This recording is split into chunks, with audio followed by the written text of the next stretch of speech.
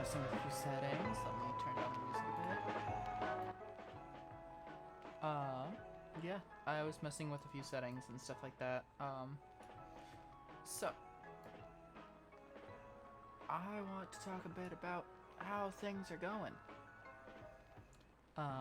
Primarily, I will cover this later at the end, as well, because I know that a lot of people don't show up right away. But first and foremost, I just kind of want to mention that there are big plans happening in the near future. Nothing too extravagant in the standpoint of, what I'm going to look like. It's likely still going to be the same model, same, design and stuff like that, but, Tuesday. Tuesday is a big day. I'm gonna be announcing quite a few things on Tuesday, making some changes to stream layout for it. Lots of big things. The plan for Tuesday is to not only show off what I've been working on with my character, but release a new song. That new song being the background for streams. Change the stream layout background. Change the starting and ending screens. Hopefully moving over to normal OBS rather than Streamlabs. I still need to actually do that. And if all things go well, talk about character design. Because for those of you who don't know, this is not my original avatar. This design, you can find on Booth the,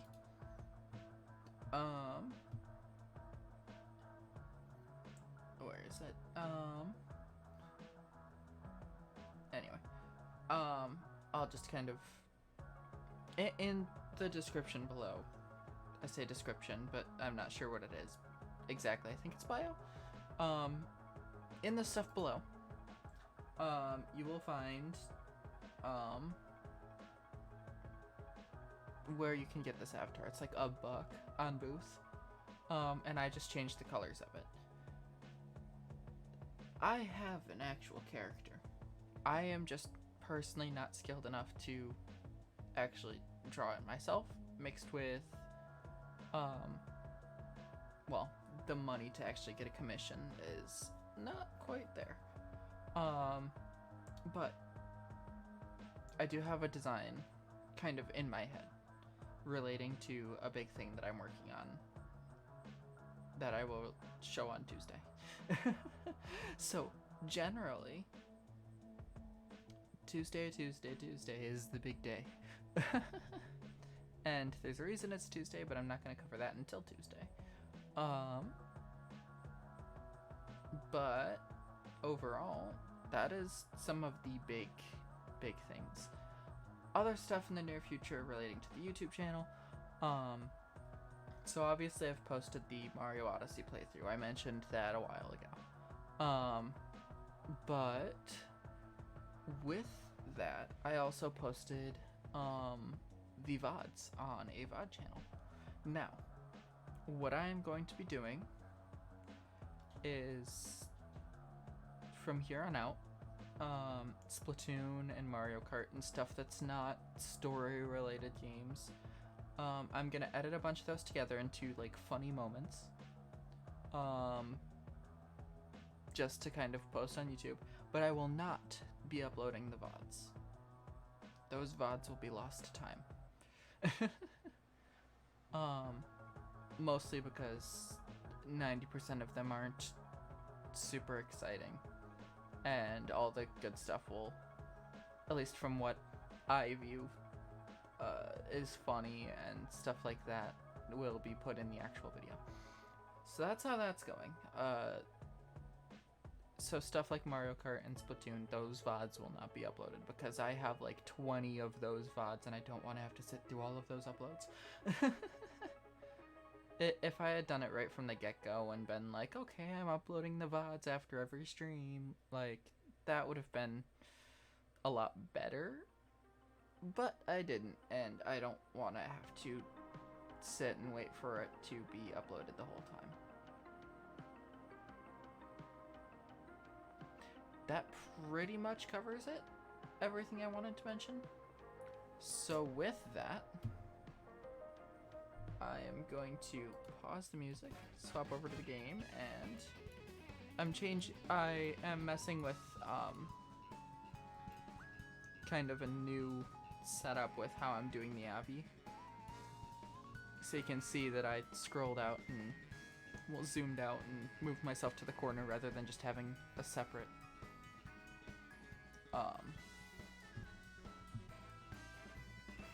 like a separate asset. But let us begin. Going through, at least to start, trying to get all the 3 stars again, as per usual. Nothing new here.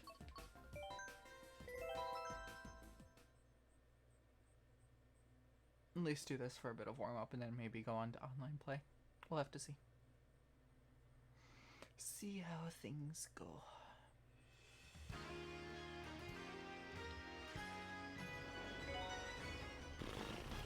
Alright, here we go.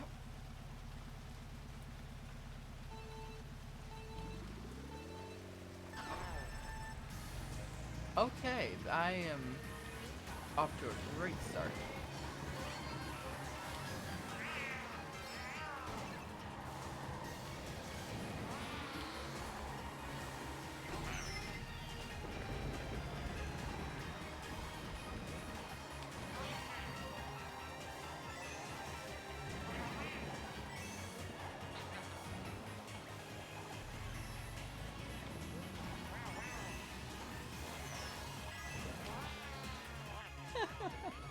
Oh man, I don't know what is going on today with that. I am playing awfully right now.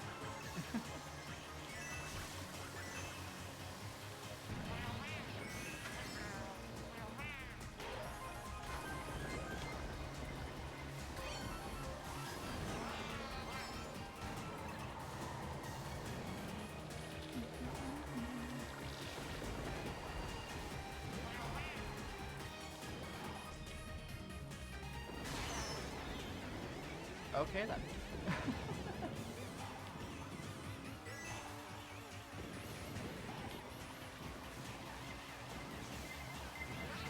Yep. This is going perfect.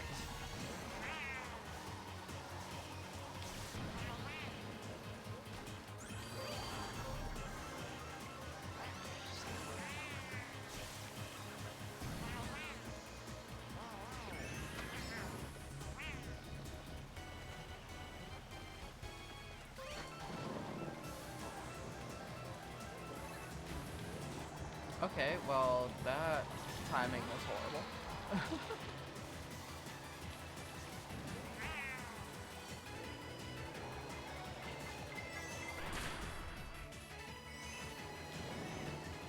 Good. Link, I swear.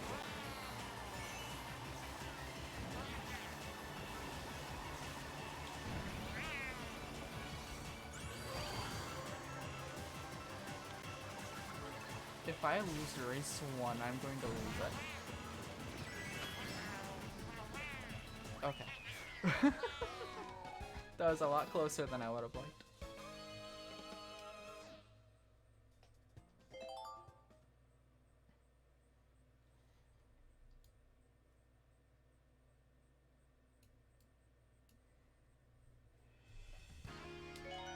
Ribbon Road.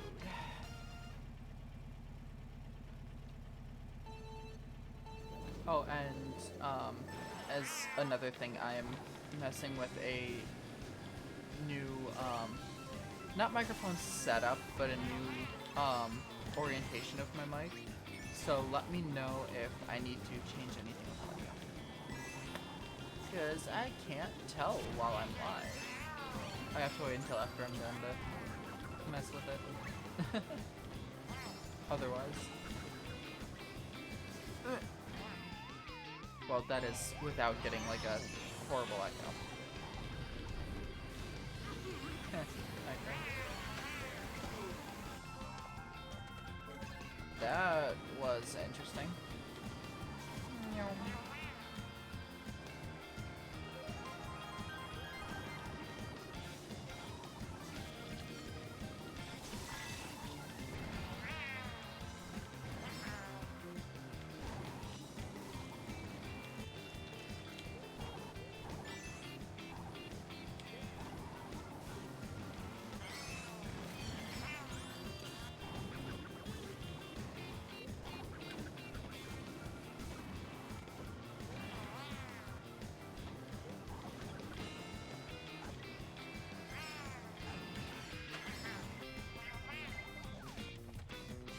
I'm surprised I hit that midair.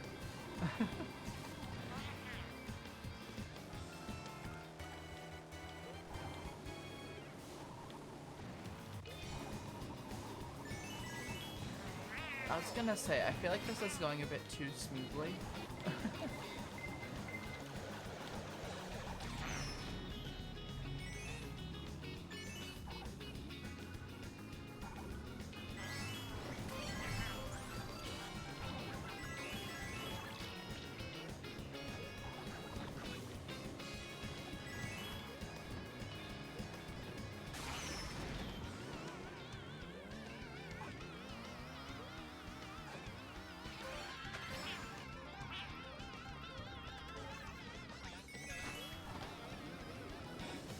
As long as I don't get Mario Kart again.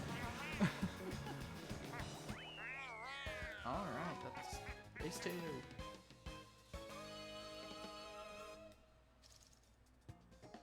Oh.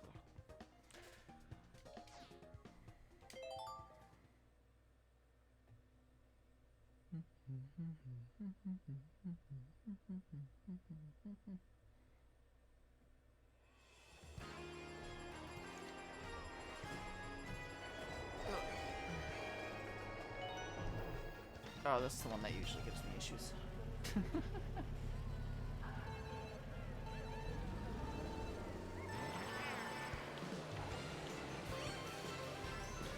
Man. Alright, Waluigi.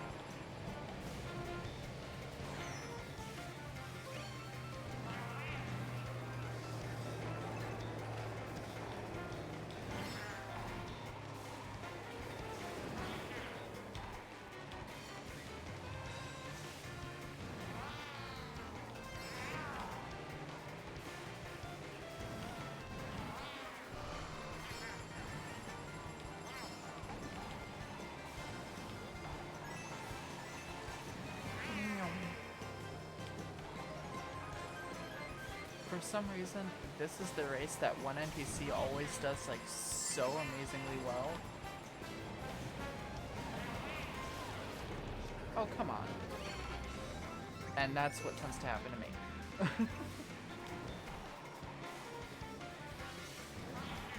Okay, try and cut all the corners. Oh, come on.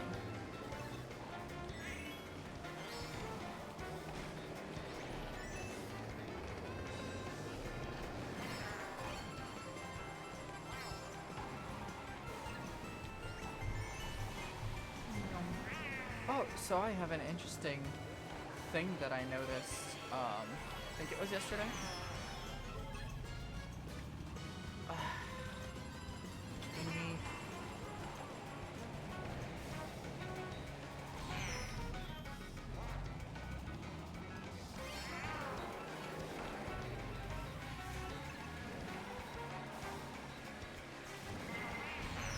Oh, what the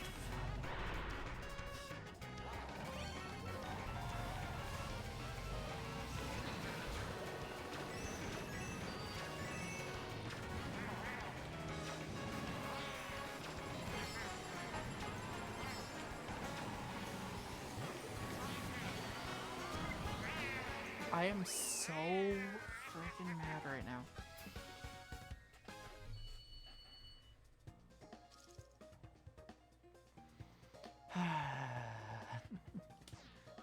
Anyway, as I was saying,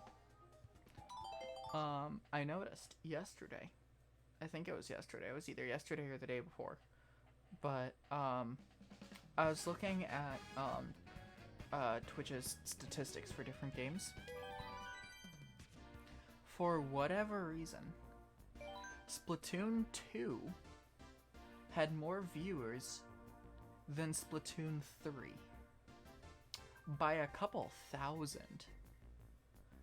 I want to say there were like 3,000 people watching Splatoon 2 and less than 1,000 watching Splatoon 3. It was insane. I don't know why.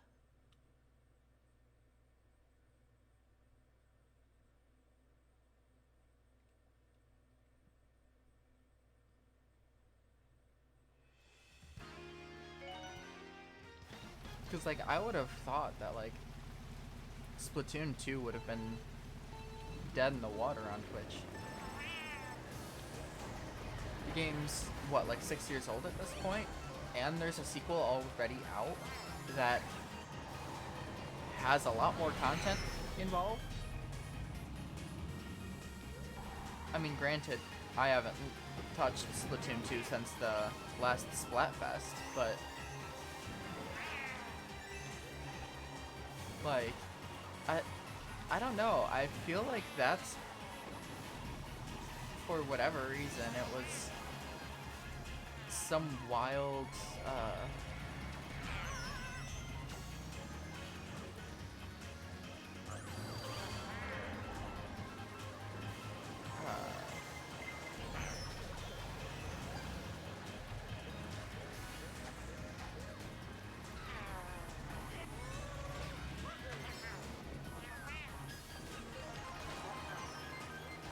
this is going so much worse than the first one.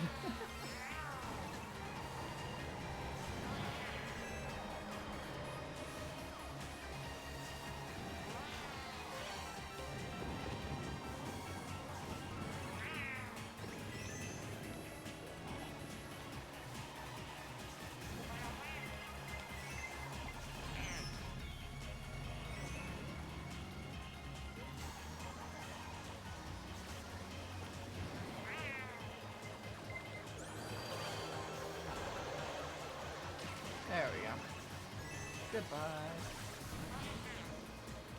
But yeah, it was, I don't know, like, I get a lot of games, like story-related games. Let's say, I don't have anything good off the top of my head, but let's say, I don't know, Persona. That I can see something like, say, Persona 4 has more viewers than Persona 5 at any given time. That can be because multiple reasons. Persona 5 isn't as good as Persona 4, and this is entirely hypothetical. I haven't played either game.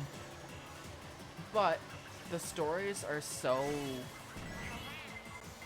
separated. Well, they're different stories for each of them, so there's a reason to play older games without, like, how do I put this? So Splatoon, like, is entirely based around online multiplayer, which means that you play with 7 other people in either Turf War or Ranked or whatever. But then, when it comes to Splatoon 2, which was already out for multiple years, and then Splatoon 3 came out, and the player base moved over to Splatoon 3. Splatoon 2 itself, like, I can't say the game died because there's still like hosting the servers for it. But why play Splatoon 2 when you could play Splatoon 3 with more people?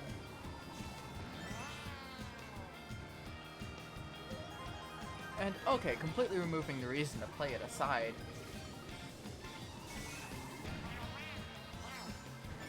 say you had like two streamers streaming the game for the... Okay, yeah, you know what? That could make sense. Okay. If you had 8 streamers playing together, that's a single private match. Completely with that. And then each one of those streamers had a couple hundred viewers. Let's say, okay, how about this? Let's say there's 6 streamers and 2 of them aren't streaming. There's a total of 8. 2 of them aren't streaming. The rest of them are.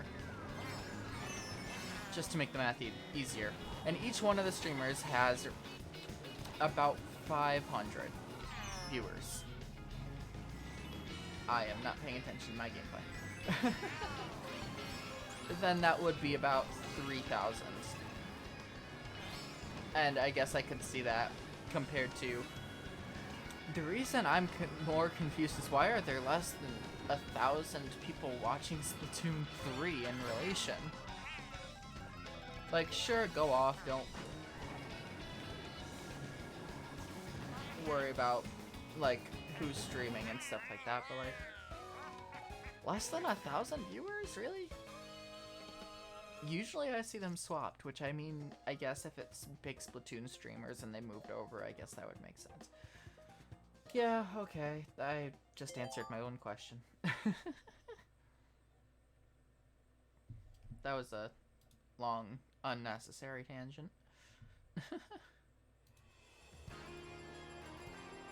Alright, here we go.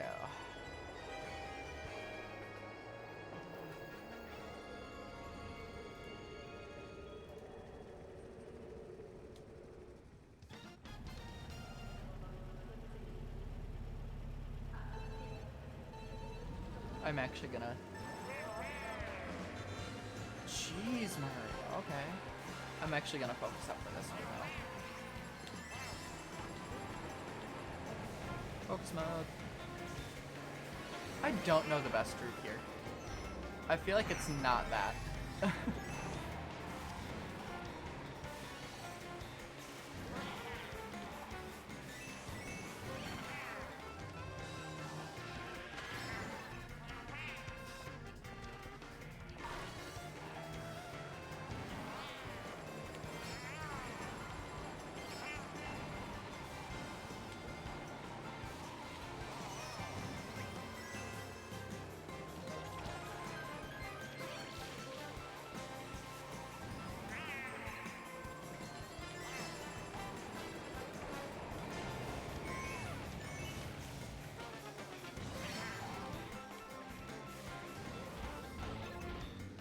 That was a mistake.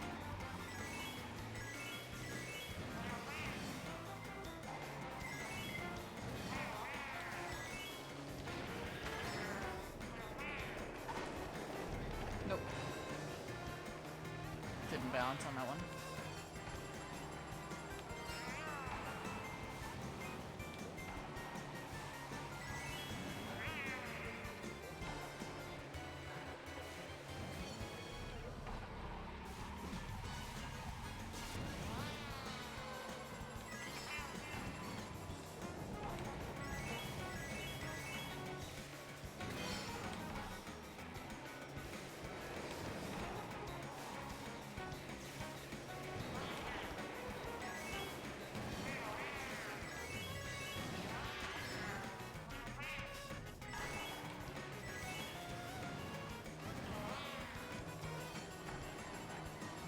My timing on all these tricks is so off.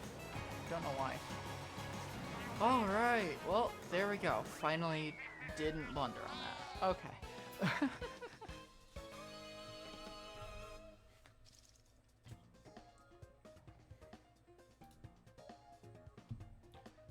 But yeah, that's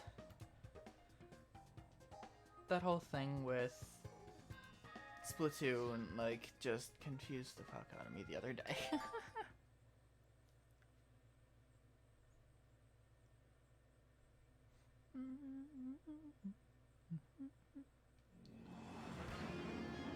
Big Blue.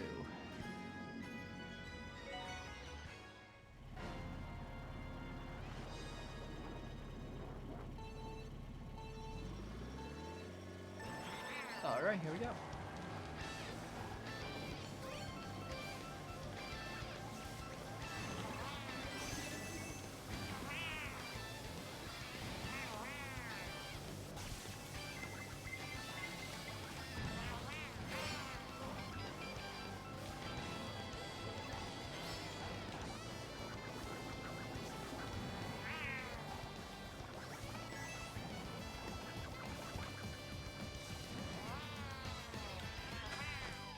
What? Man. I've seen that trick work for people. They go off the side of the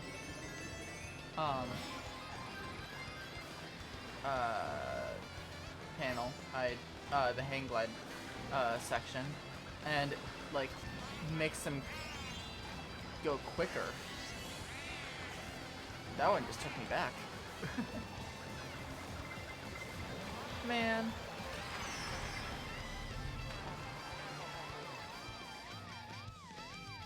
This sucks.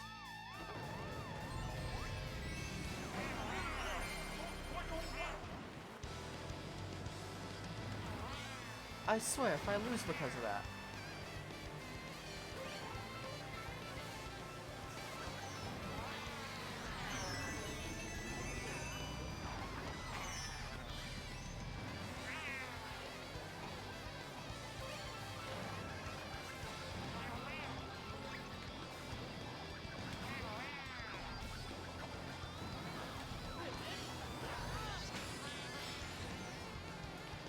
Come on, John.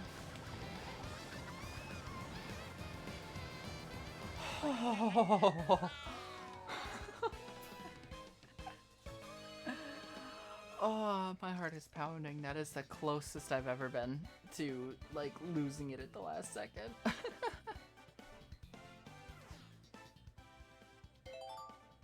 Oh, man.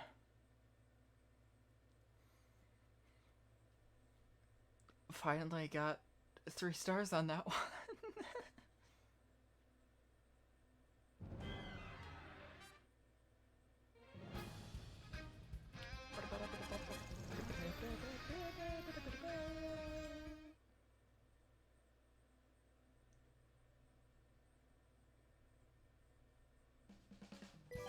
And we move on to the DLC courses from here.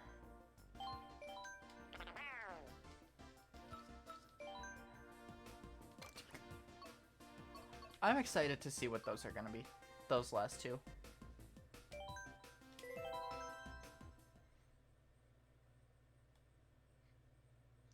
Although, question becomes, after the Switch, for a lot of these, series, where do they go from here? Because you have this game, which is carrying a lot of old tracks, and you have Smash Bros, which literally has every past character in the game. Like, where do you go from here?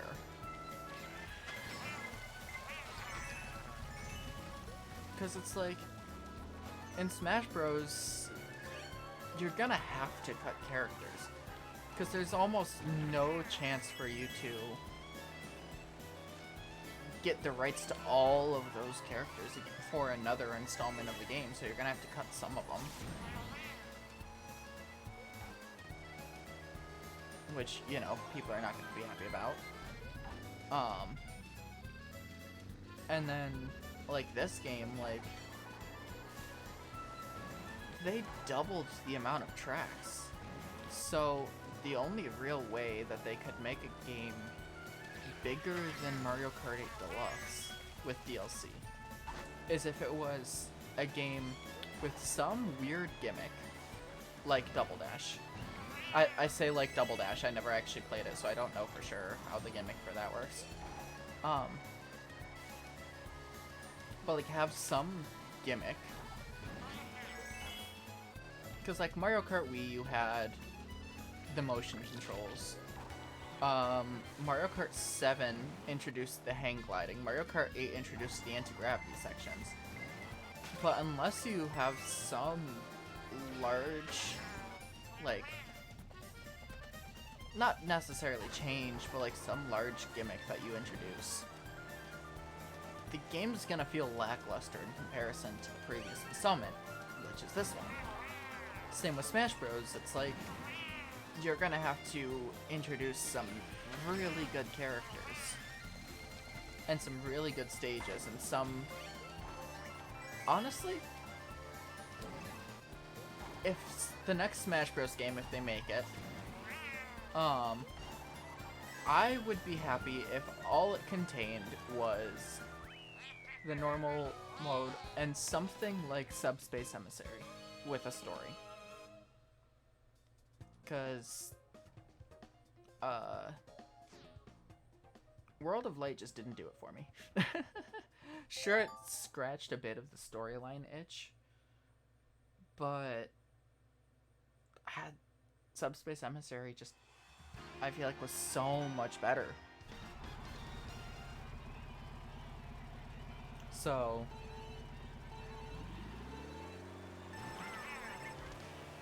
it's one of those things that I feel like would probably,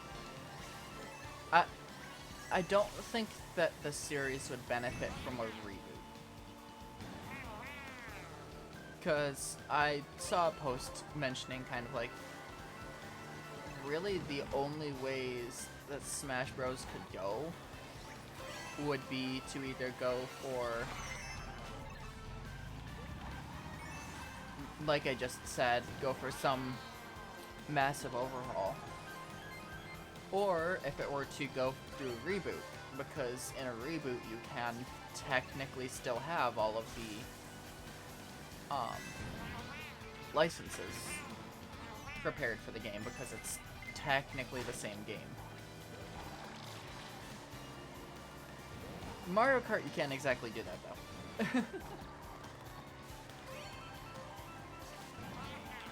Because this is already the reboot. But that just leads into the question, like, they just released a massive theme for the Switch in Tears of the Kingdom. They're releasing a DLC for Pokemon. There's gonna be a DLC for Tears of the Kingdom, you know that much. But like, when are they gonna go to the next console?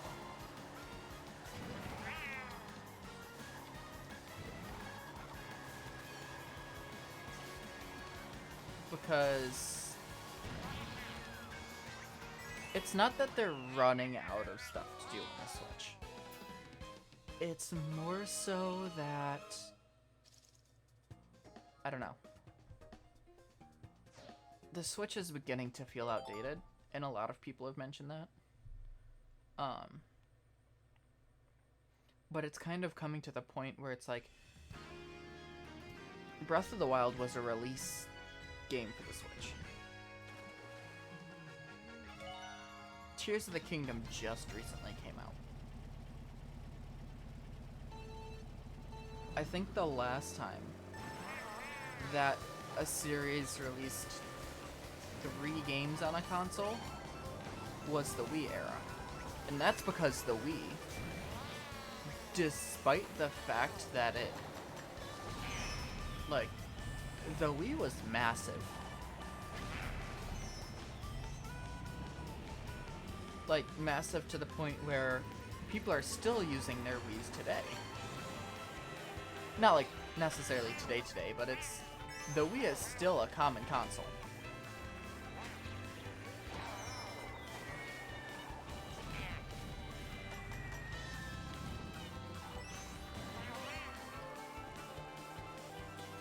And like it's still unique in the sense of like how it works with the motion controls. Sure, Wii games are being remastered and re-released on the Switch now.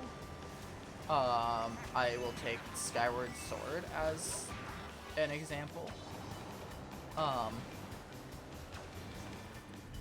That was not what I wanted, but okay.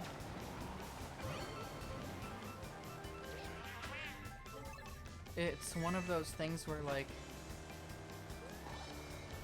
the Wii is still prominent in the gamer sphere. Wii U not so much, but that pretty much died the moment it came out. It's interesting.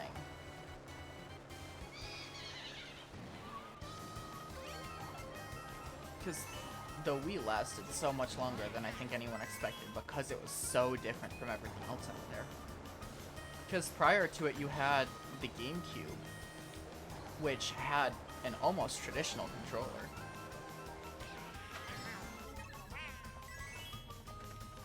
And during that time, I want to say that was the 360 and PS3 era.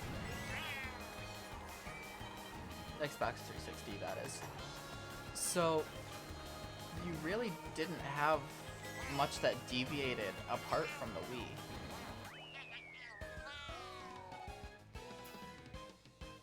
And yeah, the Switch's gimmick of being both handheld and, like, console is really interesting. But at this point, most people use it as one or the other. I mainly use it docked, which means I mainly use it as a console. I'm using a Pro controller right now. Hold on, I need to do this. Prepare your ears. You just got coconut mauled. Send this to all your friends to totally coconut maul them. That is the wrong direction. I swear, if I lose this race because of that, I'm gonna die. Because I was preparing for that, I missed the boost at the start. So if I... and then turn the wrong direction, this is not going well for me.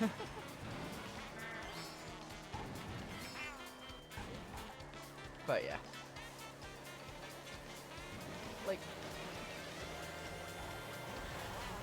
I get the Wii U was kind of meant as a precursor to the Switch, in the sense of, like, you got the, like, tablet end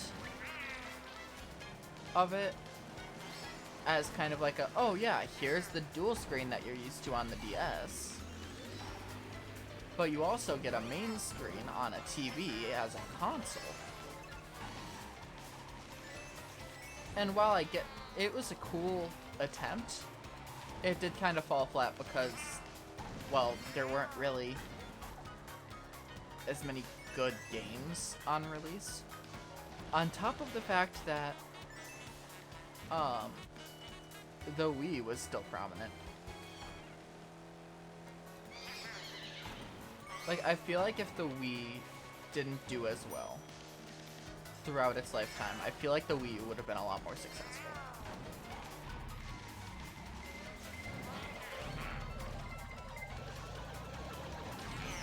I mistimed that. Fun.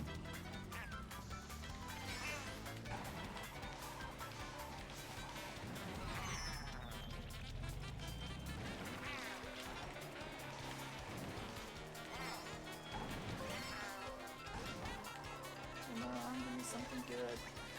Fuck you.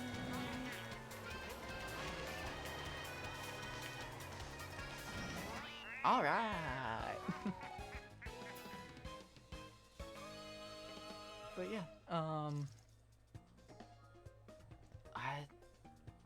just curious to see where Nintendo goes from here. Because the Switch kind of released a lot of magnum opus games for their series. Tears of the Kingdom being a massive end to Zelda, it seems. I mean, obviously, the whole mantra of the Zelda series is the cycle of rebirth and hatred. I'm gonna go into online play, and just kind of, well, play online.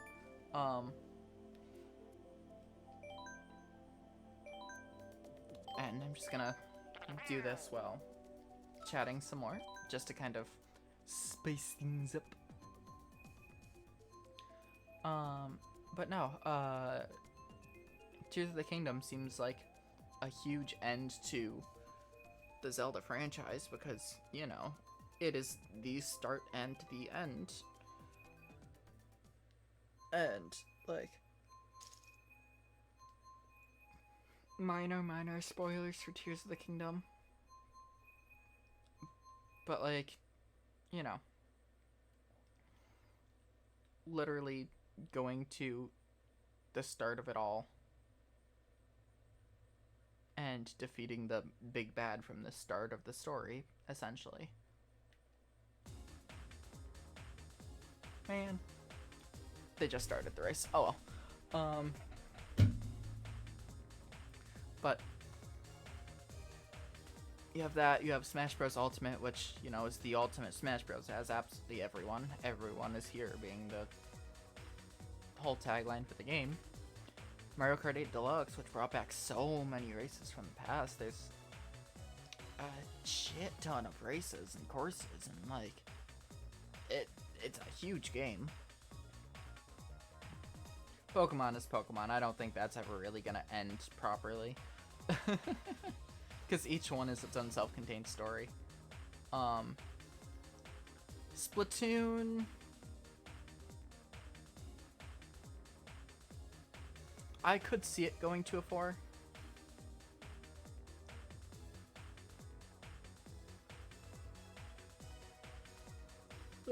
But Splatoon is kind of separated from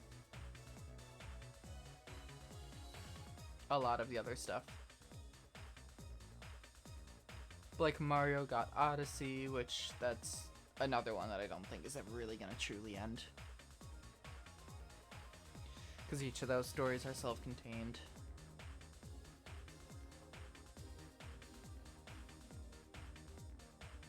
I mean, Wonder's coming out, which is trying to reimagine Mario. You know, apart from the whole new soup style. Which I have mixed feelings about. Because it was like, I get they wanted to move away from the new soup style because it just kind of, it felt repetitive. But I also think with this new style, they're taking a step back in design. Because it's one of those things where it's like, they moved from a quote-unquote realistic style to a very cartoonish style, where everything before the new soup style was all like specifically alright.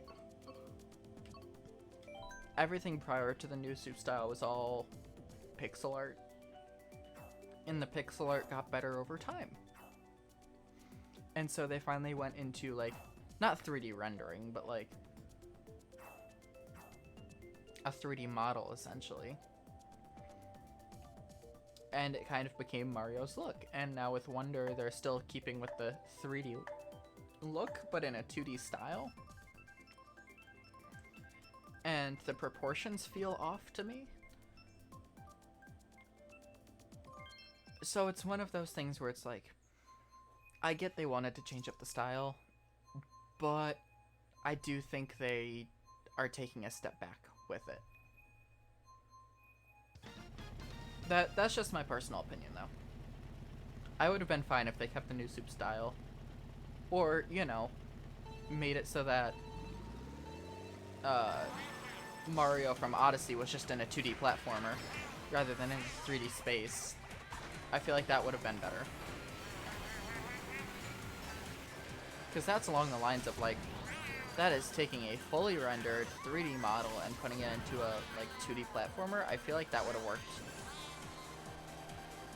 And, like, sure, it looks similar to the new Soup style, but I also think that, like,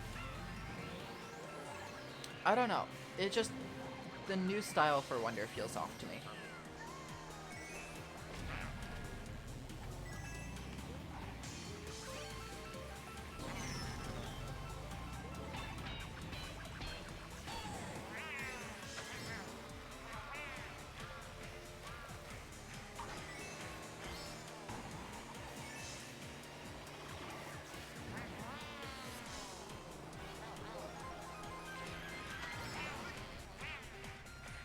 Oh, yeah, also.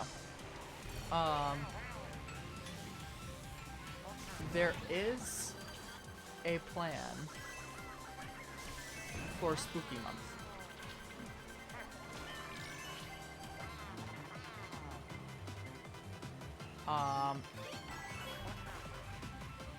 So, oh wow, Waluigi's really up there.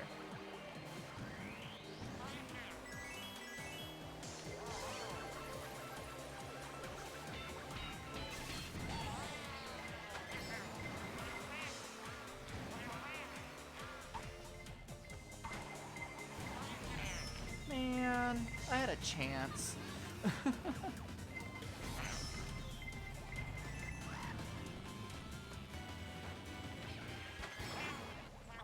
Oh, there's still another lap. Yeah, no, it just, I don't know. Oh, yeah. There is a plan for Spooky Month. So I have acquired a game called Luigi's Mansion 3. I will be playing it in October because it is spooky ghost game. I say spooky ghost game, but it's not really spooky, but it is a ghost game. Well, I mean, I guess it can be spooky. I've never played a Luigi's Mansion game. But one of my friends gifted it to me, and I have decided to play it on stream in October. So you can look forward to that.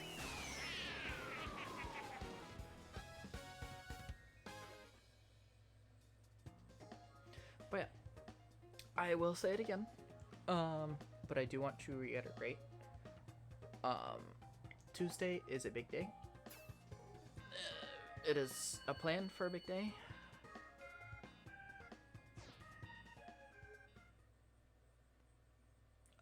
Lots of things going on Tuesday. So be here Tuesday. Tuesday.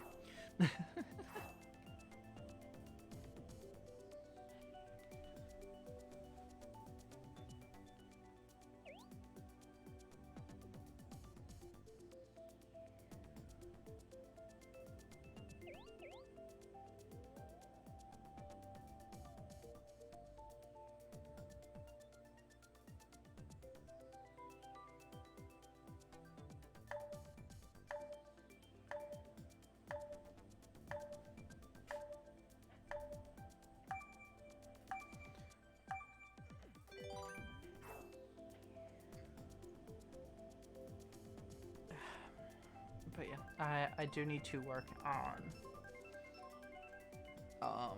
editing stuff together from previous streams.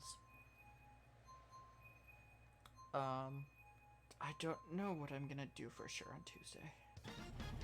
Apart from the big announcements and stuff like that that I have planned.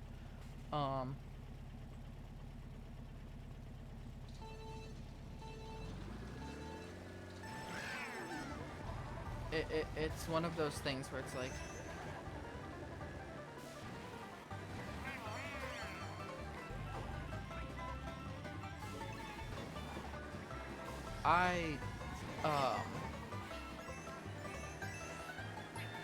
I'm not sure if I want to keep doing just Splatoon in Mario Kart.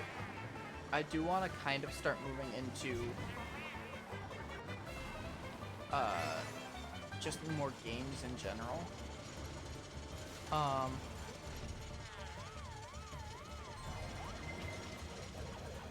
So I am trying to decide on some games to play. I have a game called Neo: The World Ends With You, which I am planning on playing at some point. Obviously Luigi's Mansion in October.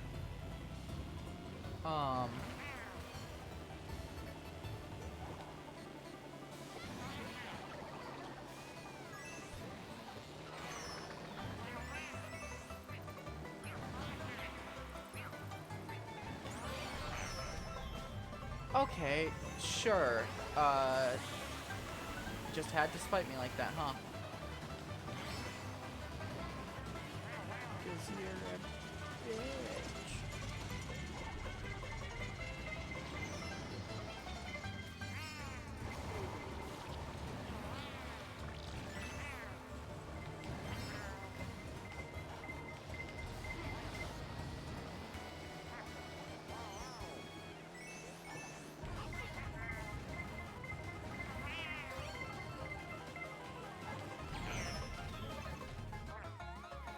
Man.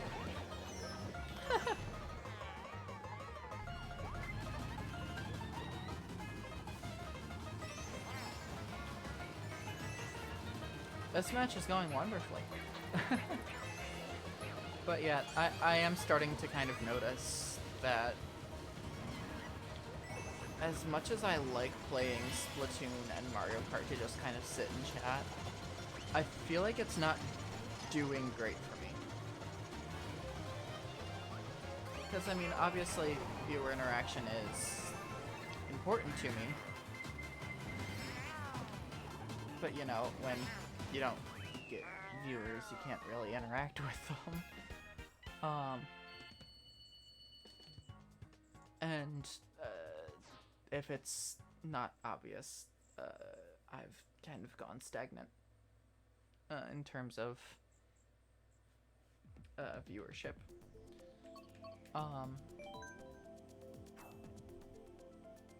So I need ideas for games. I won't be playing Baldur's Gate on stream. I do have it, and I am playing it. Well, I'm going to be playing it. All I've done so far is create character. I did that last night. Gonna play it more after stream, but hello, Dev. Welcome. But it's one of those things where,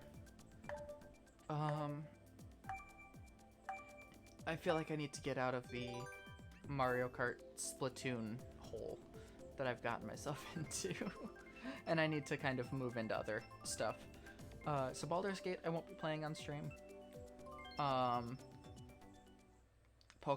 I won't be playing on stream.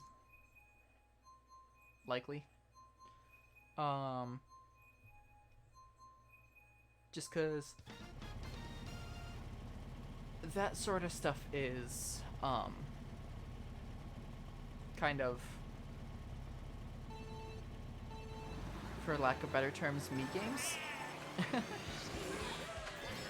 Those are the games I like just playing in my free time, so completely separated from having to wait to play them story-wise.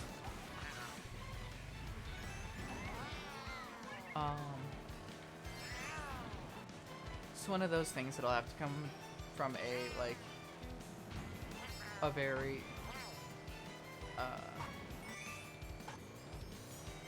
game by game basis.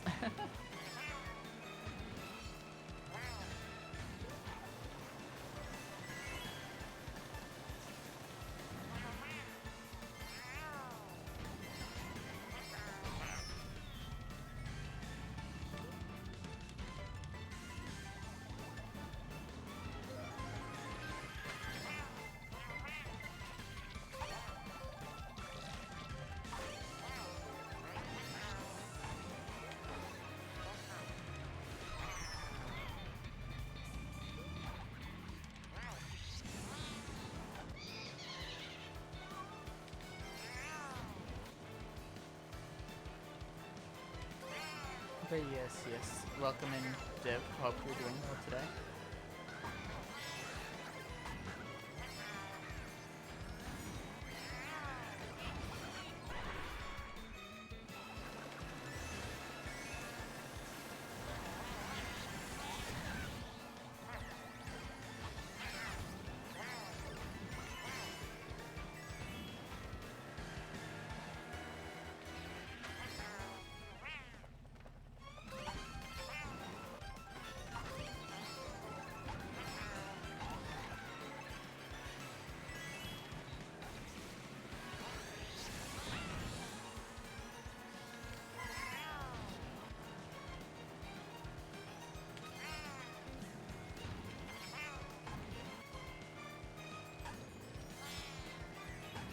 I don't know.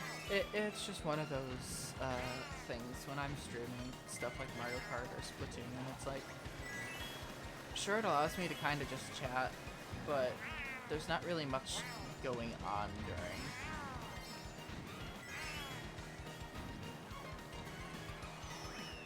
Second place, I'll take that. That's the sort of thing I feel like would be better to do like on stream with other people. Because then you can kind of, you know, have competitive talk.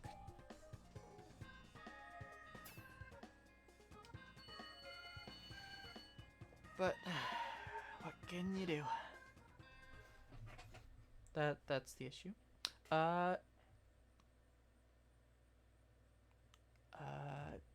Mist, are you good if I call you Mist? Welcome. Hope you're doing well today. Game's been going pretty well. Not super intensive. Mist? Alright. Because I know, like, I can see Mystify in there, but there's also the other S, so I don't know. Figured I would ask. But yeah, game's been going pretty well. Just kind of chilling, playing some online matches.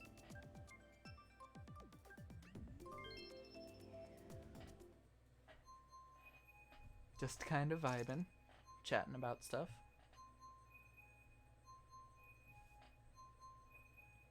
Mostly about, you know, stuff I do. So far online, none. At least not today. Closest I got was second, last race. I played some Grand Prix before this because I've been working on getting 100% completion on all the solo Grand Prix. And I've gotten up through Mirror, the first DLC Grand Prix. So essentially what that means, in case people aren't aware, in order to kind of 100% complete it, you need to get 3 stars on each Grand Prix, which that entails getting first place in every single race. So for 50cc, 100cc, and 150cc, I've done all of the Grand Prix that are out so far anyway. Including the DLC that is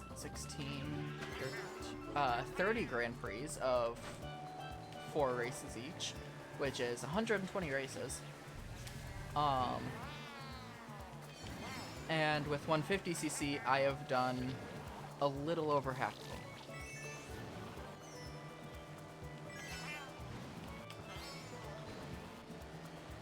So it's one of those things, I'm not bad at the game, but as you can tell from my online standing, I am not great at the game. Yeah, it's just kind of something to do. I'm more so used. No.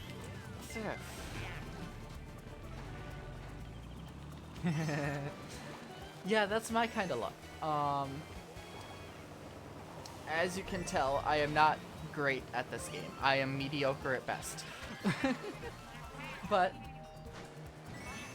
that does mean I'm able to do fairly decent and hold my own.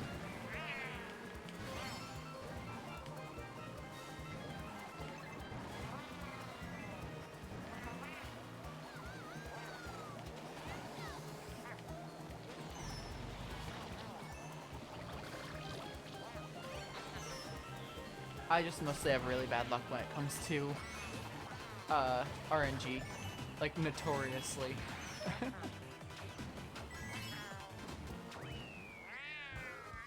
It's good when they get red shelled 3 times and hit with star. Yeah. Yep. And that is what we call getting Mario Karted. According to Urban Dictionary, that is when in Mario Kart you get cursed with RNG and get essentially stun locked while racing. There's a whole video of it happening on the Wii version on DK Mountain. Yeah, let's go to Singapore. Where it's just they go from first getting hit with a blue shell, then a red shell, then a green shell, then getting knocked off the bridge. When they respawn, they get hit with the red shell, and then a bullet bill, and then a star, and then they get knocked off the edge again, and then they finish in 12th. On the last lap. Right at the very end of the course. I'll have to see if I can find the clip after this race.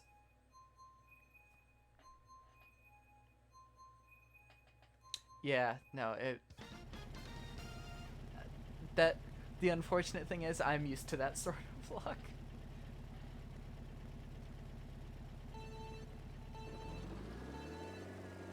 Oh yeah, that's the other thing. One of the reasons why I can almost guarantee that I am mediocre at best is because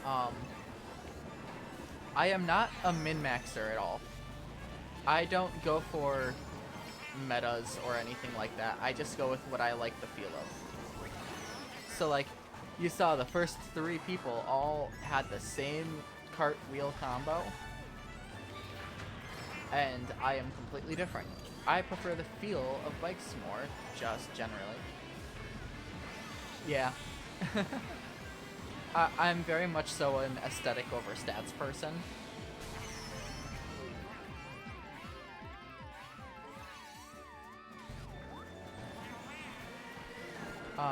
Especially when it comes to like RPG games.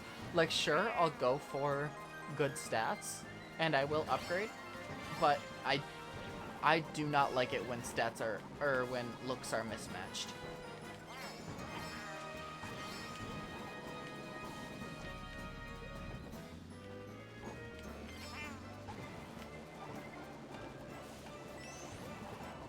But with something like Mario Kart, it's... I don't know. I feel like it's a lot... I prefer to enjoy the feel of playing the game over, you know, necessarily doing good. Oh, okay. That works, I guess?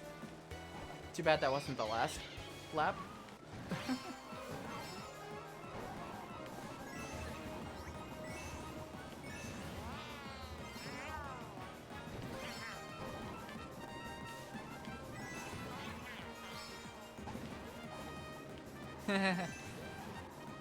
Yeah, no, so I do play Splatoon quite often.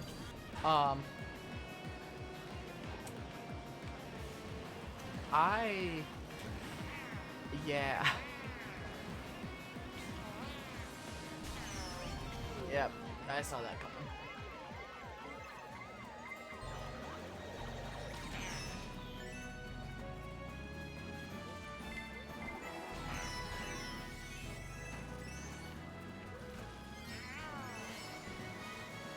Ah.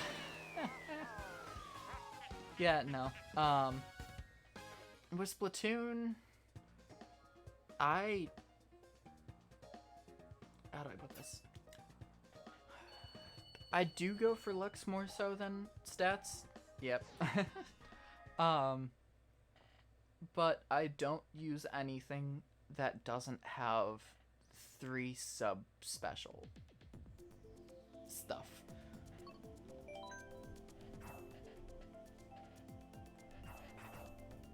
So it needs to have the ability to go, like with the 3. Other than that, I will tend to go and level stuff up. If it looks awkward, oh well. But then I go for looks over utility generally. But I will take utility into account, of course. Like, my favorite utility of headgear especially is tenacity, which is if your team has less players than the other team, your special will charge automatically. I just prefer that. But yeah.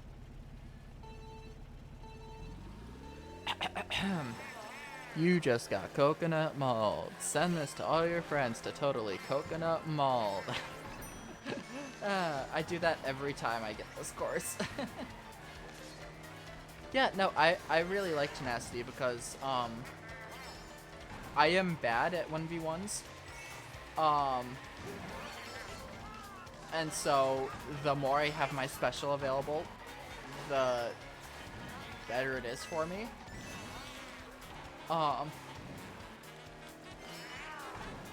So, you know, tenacity is the best option for that. I used it more when I used the Tentamissiles. Now I use Booyah Bomb. I tend to use the Golden Arrow Spray. It just has the best feel for me. Again, feel over utility. Because the dualies I know are better for combat. The brush and the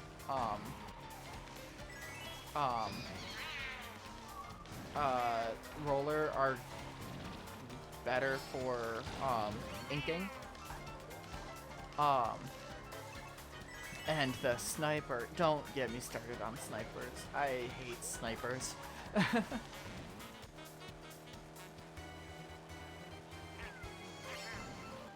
Just in general.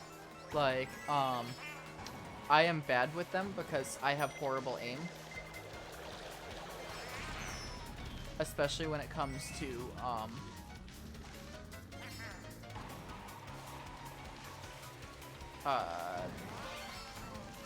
what's it called? Gyro controls. But I am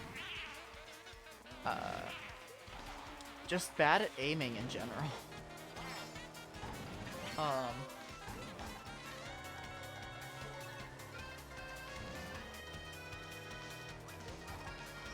Generally though, yeah, 100% airsprays. Oh, yeah. I didn't play Splatoon 1. I didn't have a Wii U. I started with Splatoon 2. Was absolutely horrible, but yeah, I play obviously Splatoon 3 now. But it is fun.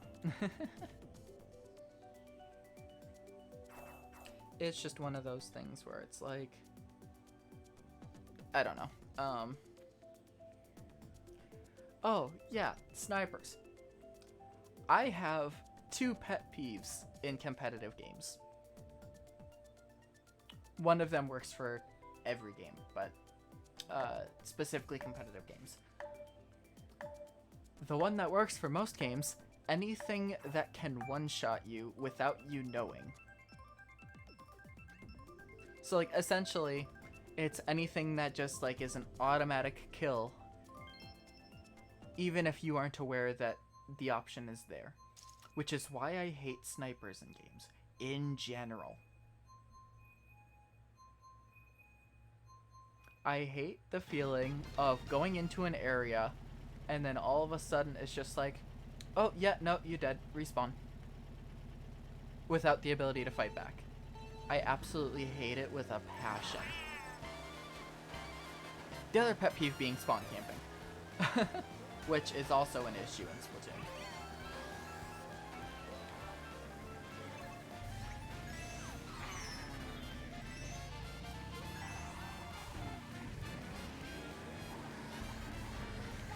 It's actually like Ninja Squid. I don't.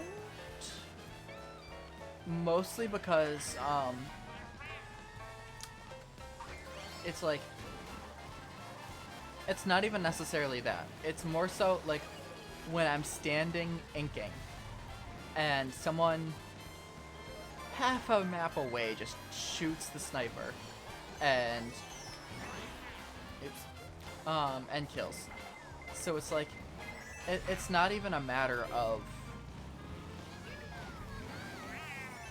like being seen while I'm in ink.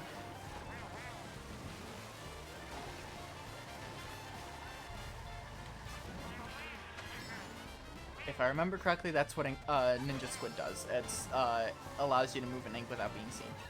Which, funny enough, I've tried it and it doesn't seem to help me. People still seem to know where I am.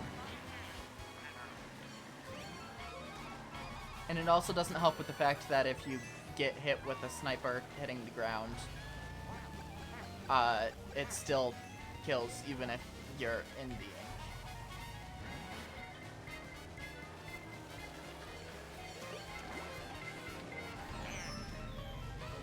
Yeah. It just bugs me in any game. Anything that can one-shot you without, like, having the ability to fight back. But yeah, I have when I play, I only play Turf War because I am not a competitive player. I've mentioned this in a previous stream, but I don't like playing competitively. Yes, of course I want to win, but I don't enjoy the I don't enjoy the actual competitiveness of it. It's the sort of thing where, with stuff like spawn camping, if my team starts spawn camping, I will back up and ink my own base. I refuse to spawn camp, even if that's what my team is doing.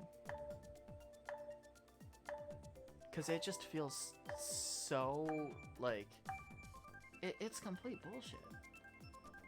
Because it's one of those things that, like, stuff like, okay, I think I know generally what the pet peeve is. It is when, essentially, something happens with the game that doesn't allow you to play the game. Spawn camping, you die the moment you spawn, therefore you cannot play the game. Getting one shot, you don't have the ability to fight back, therefore not being able to play the game. In competitive games, with the skill differences, it's like people are trying so hard to win that they don't let you improve by practicing. Because that, honestly, that's one of the reasons why I don't play Overwatch anymore. Unless I'm playing with friends. Because it's one of those things where, like, I am generally not good at games in general. I am, in almost every game I play, I am mediocre at best. When you play something like Overwatch, and you get teamed up with randoms, even in casual play, you don't know the metas. If you don't play up to par, your team gets mad at you. That I've actually, like, been told off for quote-unquote pushing too hard when all I'm trying to do is be on point.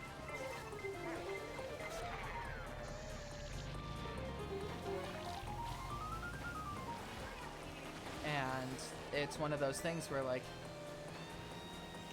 if it's not my teammate being mad at me and, you know, essentially being asked, hey, why do you play this game because you're so bad at it? Just because I don't play according to metas and stuff like that. It's, other than that, it's always, like, getting killed so aggressively that, like, I don't have the ability to play the game and improve at the game to, you know, maybe not have my team be mad at me and maybe not be killed right away. You can do your own thing and still be good at that. Try some. Yeah, I think that's why Splatoon is really the only competitive game that I am willing to play that's team-based and still matchmake with randoms. I will say it's annoying not being able to have comms. But I don't use comms anyway, even if I had the option. Unless I'm playing with friends, because then I'm usually in a Discord voice call with them. But I don't know. That's why I don't like competitive games. I've tried doing competitive in different things. Specifically, back when Smash Bros. Ultimate came out, I attended a release day tournament of the game. It was just a local GameStop hosting a tournament, and I played just because, you know, I went to the midnight release. It was fun. But that was the sort of thing where it was like, it was so casual that, like, I don't think anyone actually took it seriously. It was just people wanting to have fun playing the game, which was awesome.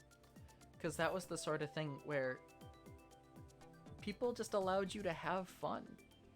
And it didn't matter whether you won or lost, it was just a fun time. And then, I actually practiced for this on stream. When Mario Kart did their open invitationals, or not open invitationals, open entry tourney for Mario Kart specifically, I did participate in that.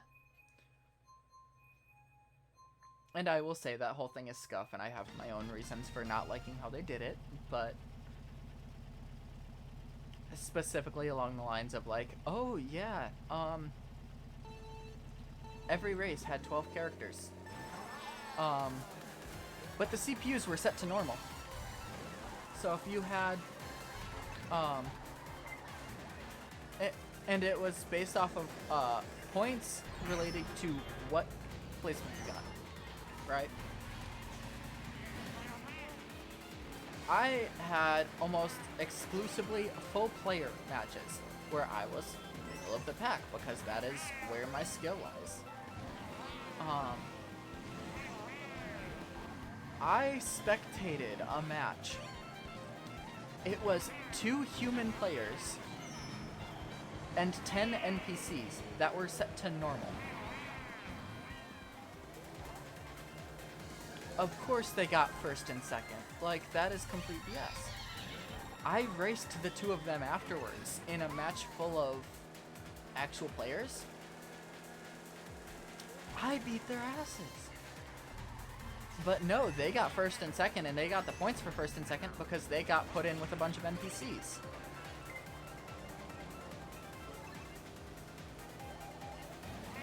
So it was just absolute BS. And I will not feel bad about, you know, being middle of the pack in that. Given the fact that I played against solely human players.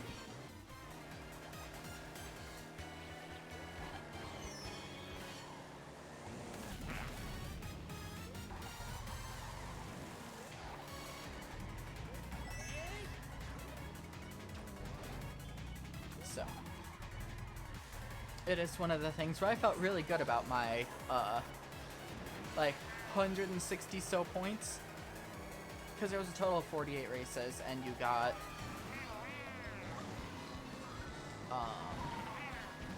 don't remember exactly how many points, but I looked at the leaderboards afterwards.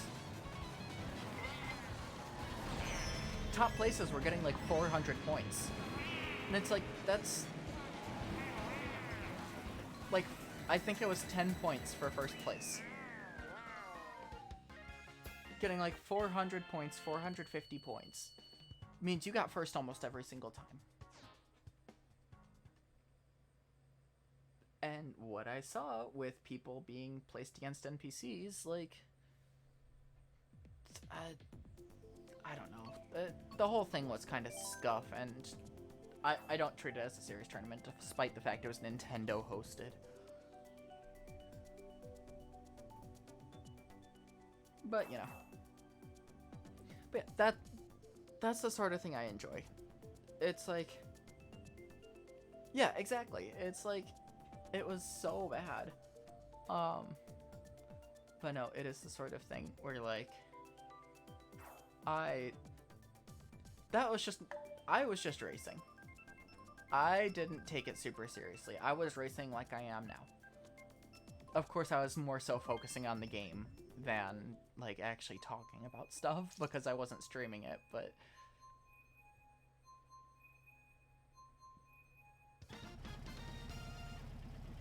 I was just racing as I would normally race. Like, I didn't change anything about the way I played. And I literally had the mindset of, like, all I'm doing is racing like normal.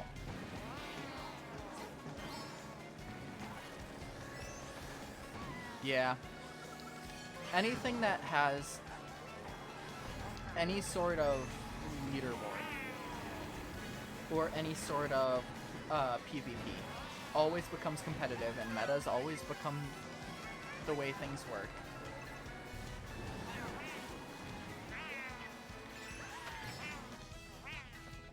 It's literally the sort of thing of, like, specifically with stuff like Overwatch, the metas, I can't stand the concept of metas, because it's like, you're no longer, like, I get not wanting to leave things up to chance of someone having a better Kart than you or whatever, but, like, it just makes the casual player so desensitized to being able to win that it's like, there's no competition from them. And, like, obviously me, I have not paid at all attention to any sort of metas. Like, I do, like, shortcuts and stuff like that because I think they're fun and whatever to pull off. And it does help become a better racer, but it's not like skipping entire portions of the track.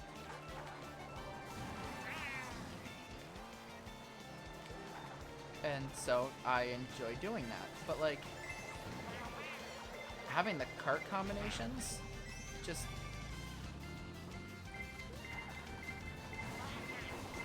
Again, I just go solely off of what feels good to me.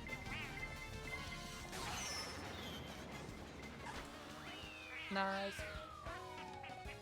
And, like, you can tell, I'm not doing bad. I'm not a bad player, and it's because I'm having fun with it and doing what feels the most optimal while playing what becomes fun.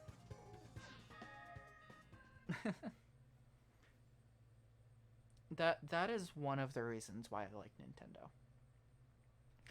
A lot of people give them shit for their practices of, like, copyright and stuff like that, and I will argue that is because Japan's laws surrounding copyright and America's laws surrounding copyright are two entirely different animals. Japanese companies are held to a lot higher standard of keeping their IPs safe. A lot higher standard, because it's not just that company that relies on it. I don't remember exactly what the concept is called, but in Japan, multiple companies get placed under the same branch. Nintendo is no different. Nintendo is under the branch, grouped together with a bunch of other companies. Nintendo's IPs having issues then changes how all of those other companies then have to work. So it's not just Nintendo that's being at all affected by copyright. So they have to hold a lot higher of a standard towards it. It also doesn't help that Nintendo was not originally created to be an entertainment company. It grew into an entertainment company because that's what worked for them, but it was not originally meant to be an entertainment company. So it's the sort of thing where, like, Nintendo is vastly different than a lot of other companies that make games and stuff like that. And so I will give Nintendo slack on that. A lot of people still give them shit for that, but that's whatever. Stuff like Sega, and even to an extent, Square Enix, I think, they're a lot more lax about their copyright because they choose to be.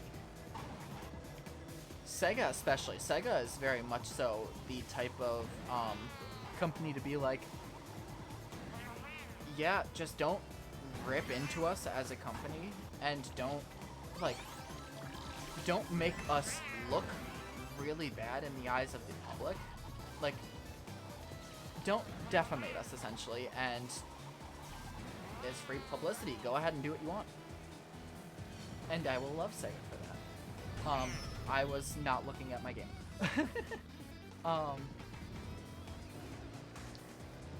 But like, Nintendo's concept has always been fun first. If it's not fun, why bother? That has been their mantra when making games. And of course, people say, oh, well, what about the mods and the, okay, again, wasn't really paying attention. What about the mods and what about the emulators for games you can't play anymore? Like, obviously they're not wanting us to have fun with those. Again, that deals into the issue of copyright. Like, they have to handle that differently. I'm sure if, like, no copyright laws were a thing and nothing would happen, if people played old games using emulators, if nothing, like, were to come back against Nintendo from that, I'm sure they would allow it.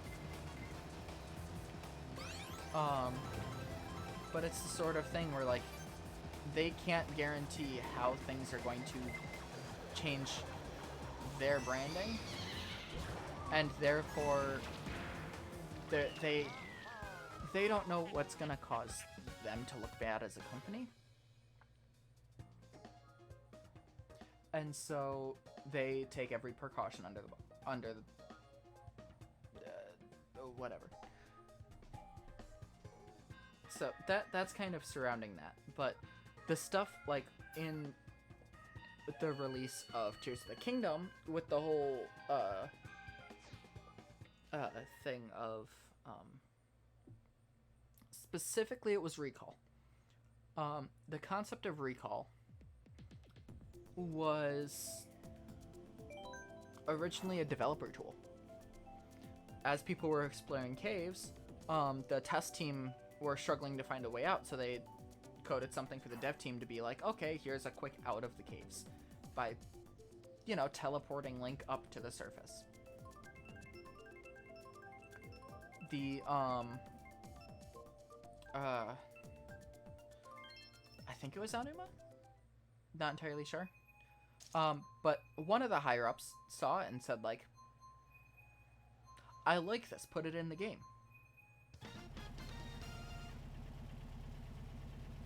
Like, it wasn't originally supposed to be in the game. I think the only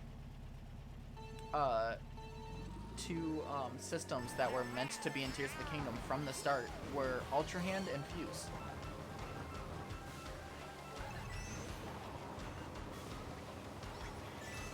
I think Recall and Ascend. It was Ascend. I said Recall earlier, I meant Ascend. Recall and Ascend were both, I think, like, dev tools that made it easier to test, that became features because they were seen as fun by the testers.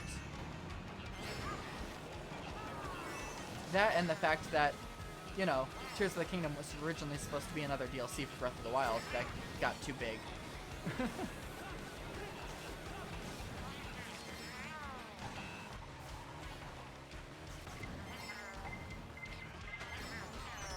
But yeah, that, I did not mean to go on such a tangent about that, but you know.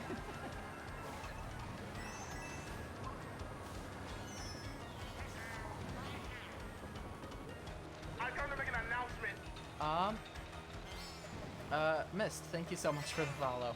Really appreciate it.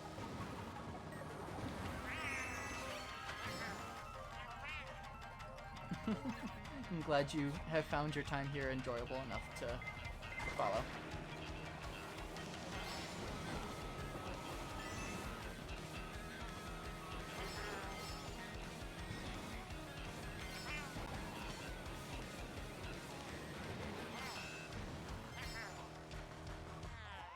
Yep. Yeah. I tend to rant about things probably more than I should. You know, about issues of Japanese copyright that I honestly don't know as much about as I make it seem to be. I'm going just based solely on stuff that I've heard and stuff that I know about various systems put in place. Because I did learn a lot about Nintendo in one of my college classes. Because we were learning about like history of video games and stuff like that, and Nintendo was kind of a staying point of that.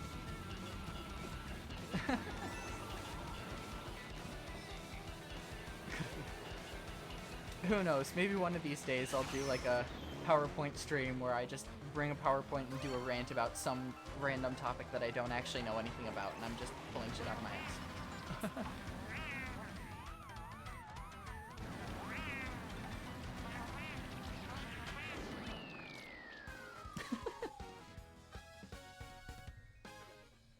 But yeah, fun facts, because I like fun facts. Nintendo was originally a playing card company. You know what? I will do this. 2 truths, 1 lie. Oh, I need to come up with stuff, though. I just gave you a fun fact, so that's already true. It originally started as a trading card company.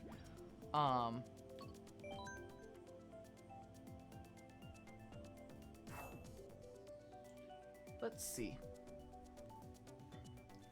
Okay, I have those. The issue is I'm not great at coming up with lies.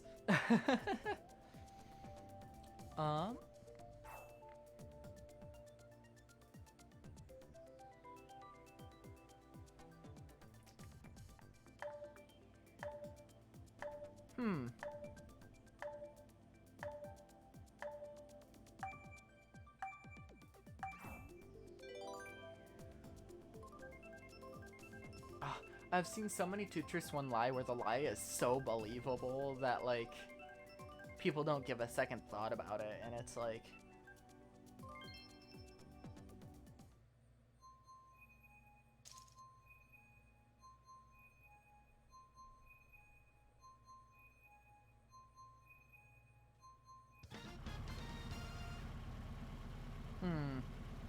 Well, I've already played this course.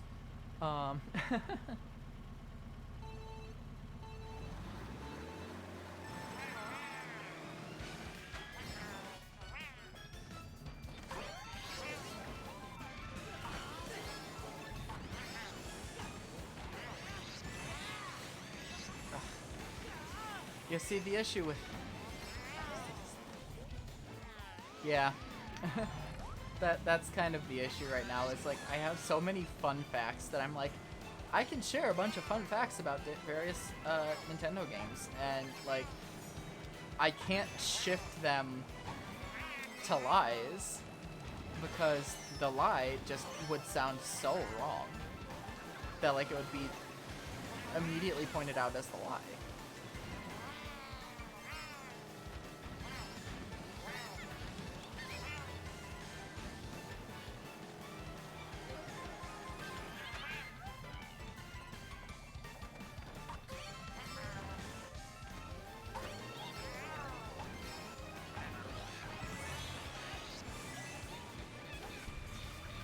Man, that's another truth. Never mind. I have so many just random facts.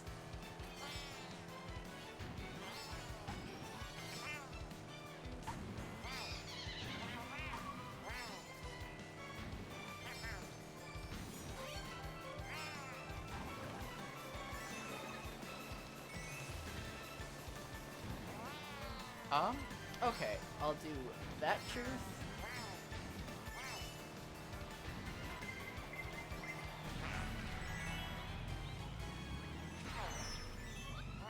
Man.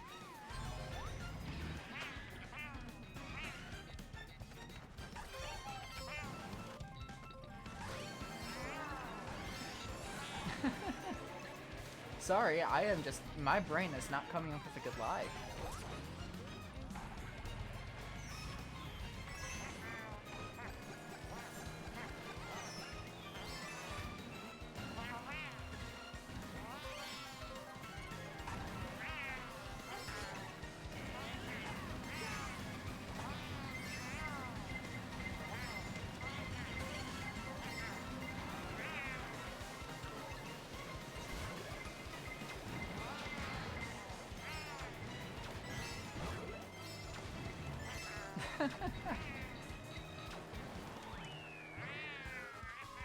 Yeah.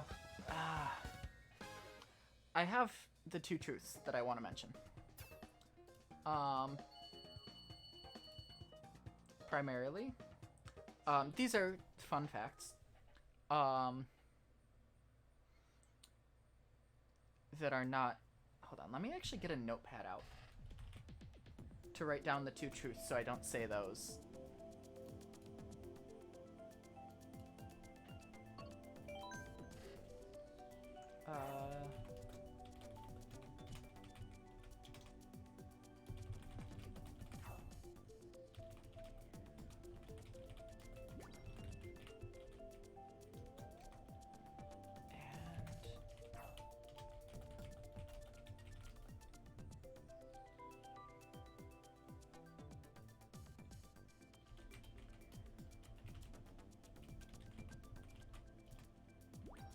Okay, I have those two truths.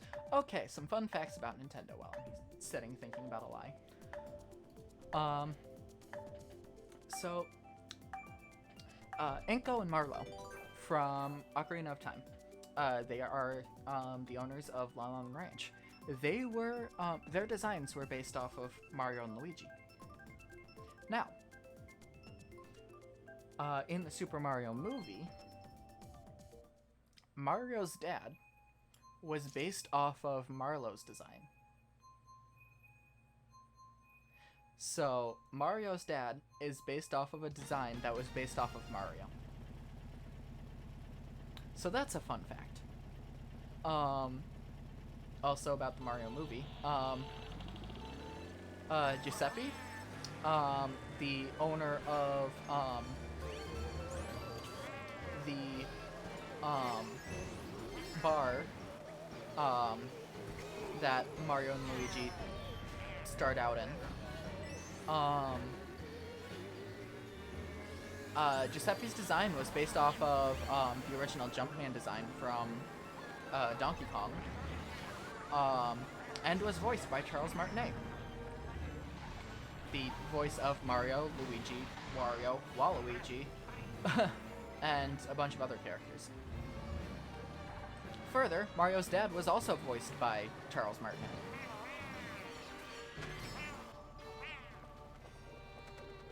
Which will bug me when people say that, oh, you wouldn't want Charles Martinet to do his Mario voice the entire movie.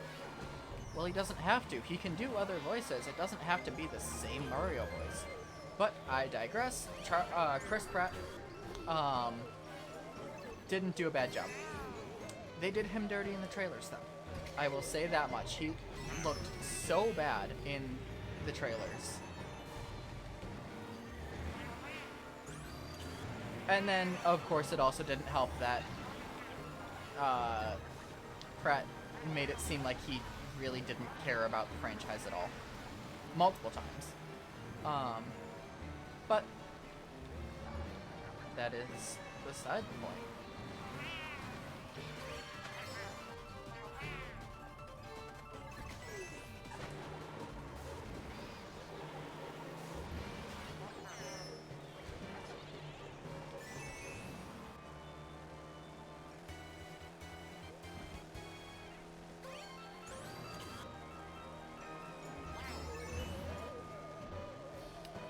Another fun fact, this one I couldn't make into a lie because it was too simple of a fact. Mario and Luigi do have a shared last name. That is Mario. Hence they are the Mario brothers because their last name is Mario. Henceforth they are named Mario Mario and Luigi Mario.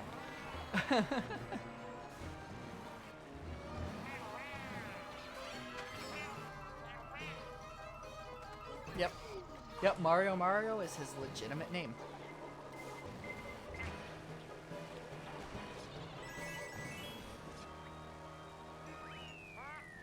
Another fun fact.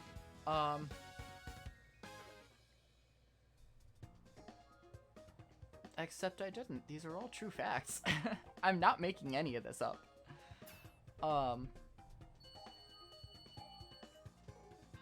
But another fun fact. The blue shell from Mario Kart is never referred to by Nintendo as a blue shell. Except in the Mario movie.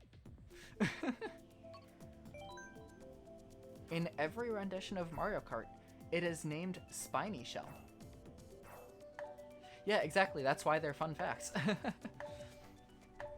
These are the sorts of facts that I know about Nintendo. Yeah, the Mario movie. Yeah, absolutely. Everyone just calls it blue shell. Because, you know, red shell, green shell, spiny shell. Like, come on. The Mario movie, I will say I have gripes with it. But it's really fun for its references and callbacks and stuff like that. Music is phenomenal, with a bunch of references to a bunch of, couple fun facts. Koopa with a blue shell was in the movie, hence, you know, he himself called it a blue shell when he kamikazed. But in the new Super Mario Bros. DS game, there was a power-up that let Mario wear a blue shell that you could roll around in and kill things. Yeah. It's one of those things where it's like, it's just kind of a... Yeah. Like, I still think that is my favorite power-up in the entire Mario Bros. Franchise. And it was only in the one game. Speaking of which, I need to go back and play that.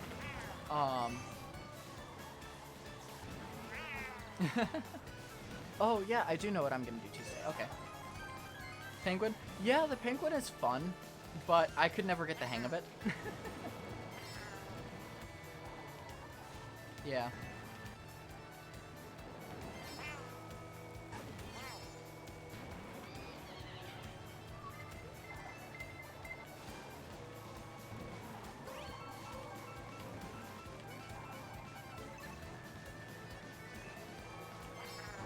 Okay, I'm gonna do the two truths and a lie now. Except, I feel like it's still gonna be fairly obvious what the lie is, but I'm gonna do it anyway.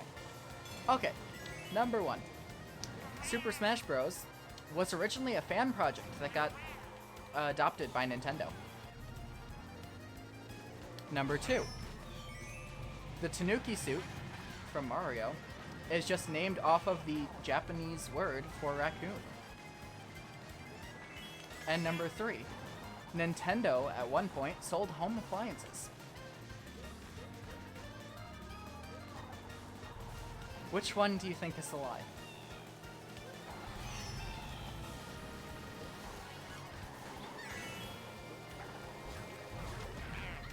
Smash one? Dev. If you are still here and able to chat, which do you think is the lie?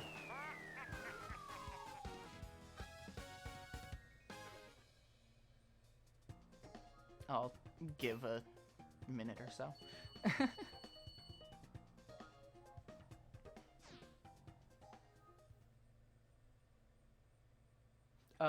Fair enough. All right. So, Mist, is that your final answer?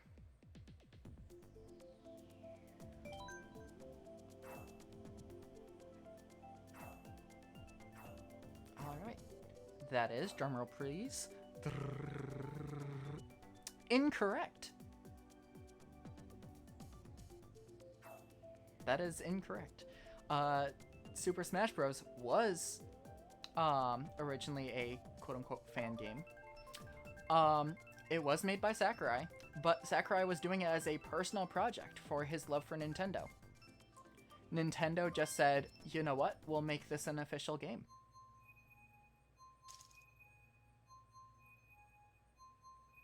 So, that's one of the more interesting facts. The fact that Super Smash Bros., probably Nintendo's largest franchise, apart from Mario, was originally not a Nintendo idea. It was solely Sakurai who came up with it. That's why he's so involved. And yeah, Nintendo, at one point... Yeah, no, Project M is a fan-made thing because Smash Bros. Exists. Smash Bros. Itself was Sakurai's fan project for Nintendo that Nintendo said, we're going to make this official.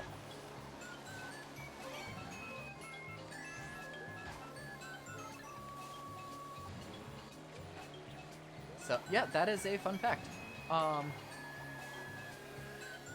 Nintendo did also, at one point, sell home appliances.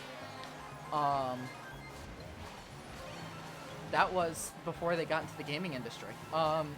When trading cards stopped working out for them, they moved to try and do home appliances, which they also failed at. The only reason they succeeded in the gaming industry was because they marketed their games as toys, not as video games. Hello, hello, Bleach. Welcome, welcome. Hope you're doing well today. Oh, yeah, no, so a tanuki is an actual, type, like, it is an actual animal in Japan. A tanuki is a raccoon dog. It doesn't translate to raccoon. It is just its own species.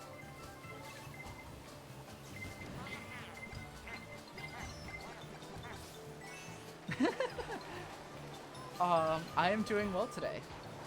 Hope you're doing well yourself. I am actually coming up towards the end of my stream though, so you caught me right at the end. But yeah,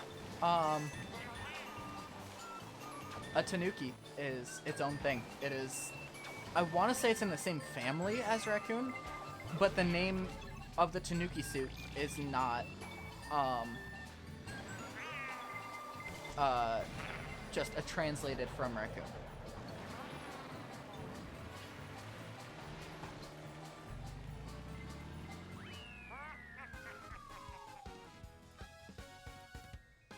But yeah, glad you enjoyed that fun fact game that we did.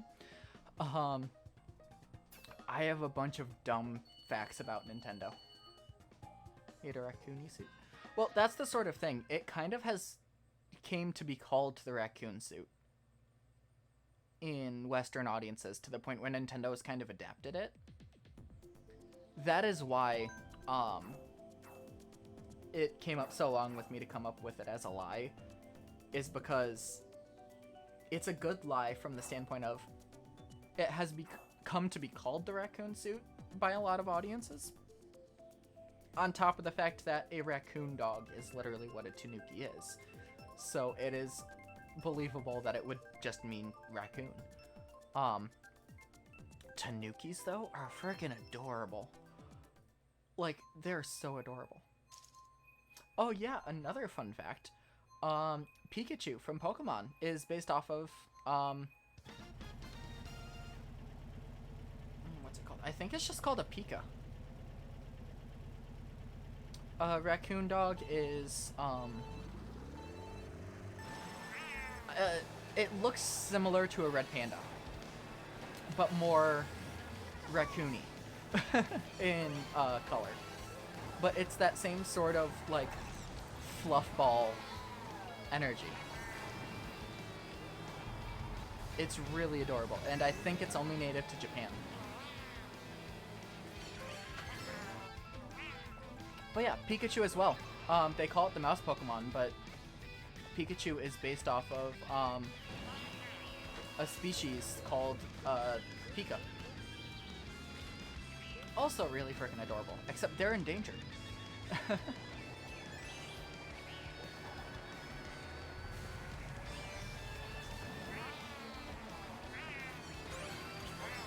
Yeah, like it's actually insane. Yeah, kind of, I guess.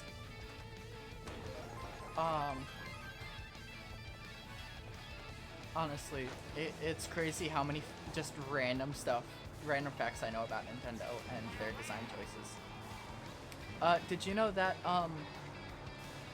in Legend of Zelda, the character Zelda was named after a real-life person?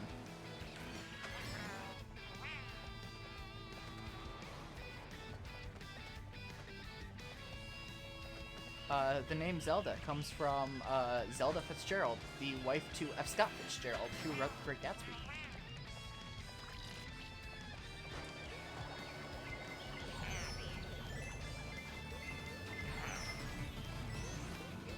Yeah, no, I'm pretty sure that at the time, Zelda Fitzgerald was seen as the pinnacle of beauty.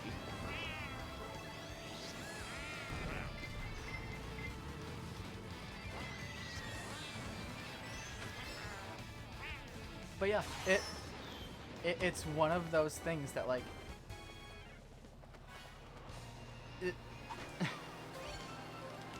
it's actually insane. And if I remember correctly, Mario was named after or named or designed after a guy who worked at a Nintendo warehouse. That worked on distributing arcade machines to the West.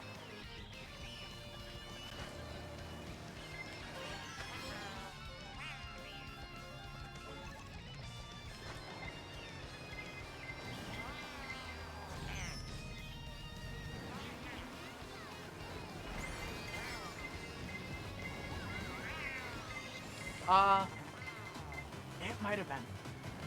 I know it was something to do with a I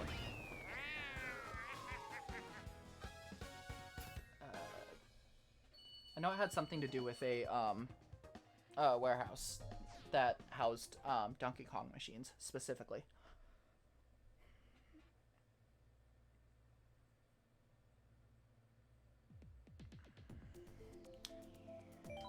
Alright, I'm gonna do one more race and then call it. I've been going for roughly 2 hours. So, yeah.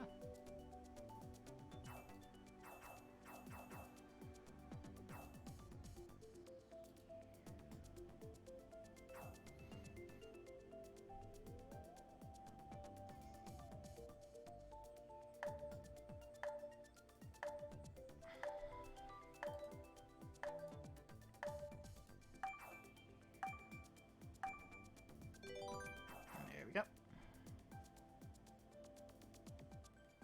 Final race. What will it be?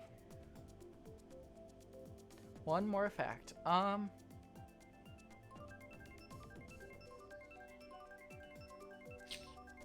not sure how common of a fact it is. I'm pretty sure it's fairly common. Samus Aran.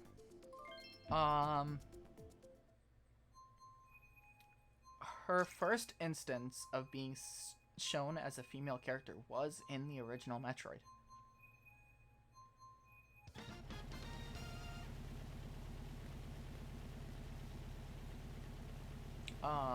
Depending on how quickly you beat the game, the more she would take off at the end of the game.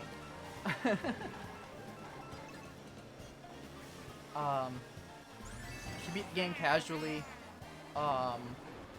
it was just the normal power suit. If you beat it, and I want to say 2 hours, yeah. If you beat it in about 2 hours, she would take off the helmet. If you beat it in an hour, it would take off. She would take off the full suit and just be in a bodysuit. And if you beat it in like half an hour, it would just be a bikini.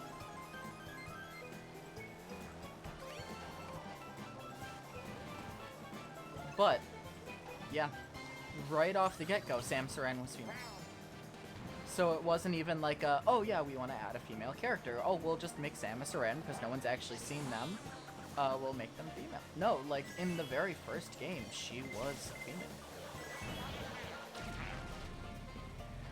So that is a fun fact.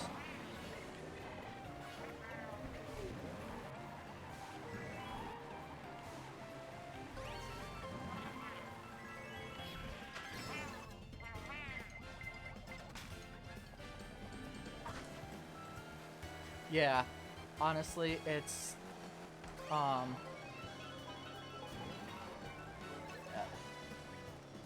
Nintendo has been very open, well, not open, I guess, but very willing to go outside of the norm. Because if you think about it, I want to say Metroid came out in the early 80s. Because I think 85 was when the NES came out.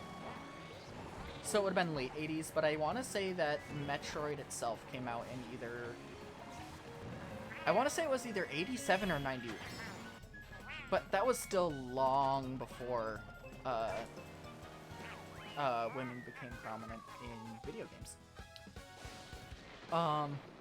One last fun fact, just as kind of a thing, and will also give a bit of insight into me. Birdo as a character. You can tell that they are very feminine in terms of looks. But very early on, I will move over while I'm here to this scene.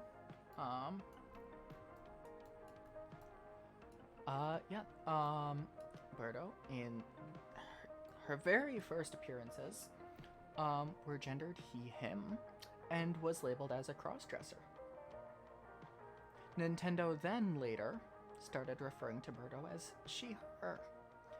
Birdo is a canonically trans character. Bet you can wonder why I play Birdo. But yeah, that is a fun fact thing with yours truly. Well, with that, I am going to be ending off stream here, but I want to reiterate one last time.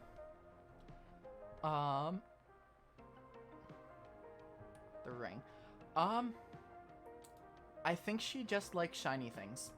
I'm pretty sure that was the reasoning behind it. But yeah, I want to reiterate one last time. Tuesday. It is a big day for me. I have a lot of stuff planned.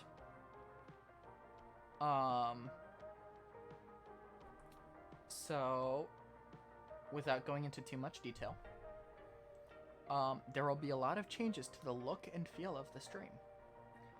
First off, there will be, granted things go well, there will be a new opening and ending scene.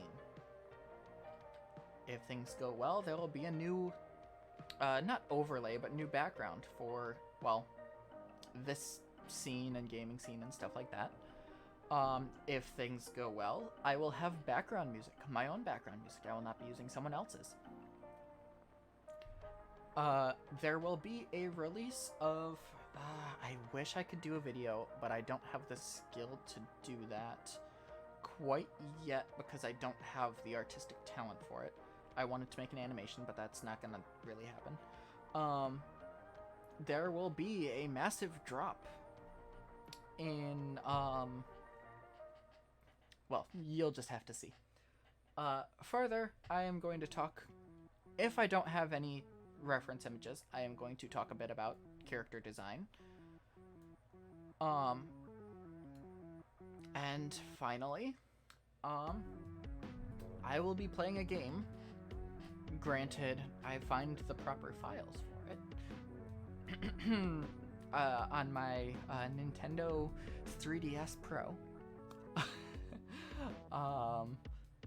But I will be playing one of the games that has been very important to me as a person in my growth in gaming.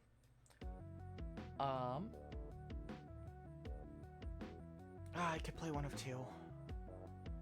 I'm gonna stick with that one. But yeah, Tuesday is a big day for this stream. You'll see why I have decided Tuesday when Tuesday comes. You'll just have to wait until Tuesday. Granted, you can come. But apart from that, I do have a YouTube channel. You can, I think you can find it on my website. I think it's linked down below. But apart from that, I'm just gonna run that command. You can go to that website. That's where you find all my content. But I do need to update it. But that'll also be updated Tuesday. That'll be updated live on Tuesday. So I'll make necessary edits over the weekend and stuff like that. I actually started making websites for school projects, and I liked the concept of it. Yeah, so if you're able to come on Tuesday, I would greatly appreciate it. There are a lot of stuff happening, so I would hope to see you there. Apart from that, I do have a YouTube. It should be linked in that website. If welcome, Mist. Thank you for being the first one to stream. Congratulations. You are officially the first one here. But